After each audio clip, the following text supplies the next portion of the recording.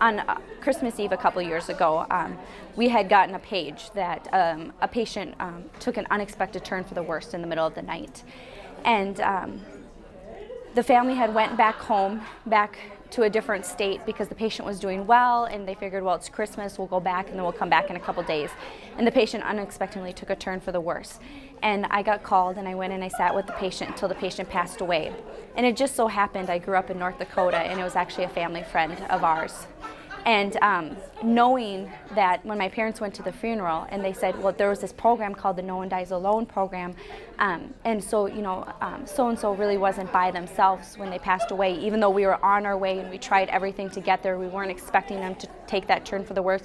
It gave them a peace at the funeral, and even with their grieving now, that the patient wasn't by themselves.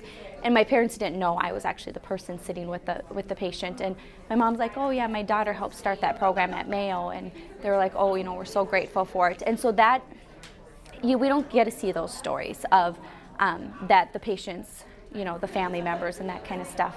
And then when I was a nurse practitioner student, I was working in family medicine, and one of the LPNs had came up to me, and she saw my name badge of the No One Dies Alone program, and she's like, do you know about that program? And I said, yeah. I said, I'm actually one of the people who started it. She goes, well, my dad benefited from it. She goes, a few months ago, my mom had surgery, and my dad was sick, and he took an unexpected turn for the worse, but my mom had just recovered from surgery, and I couldn't leave her. And so they asked if I wanted to activate this program, and I said absolutely. And she goes, the peace that my mom and I had, knowing that we couldn't get there, but knowing my dad didn't pass away by himself, she goes, was probably the greatest peace I've ever had in my life. And it just so happened the person that was volunteering to sit with her father actually took him on life flight to the World War II Memorial a couple years earlier.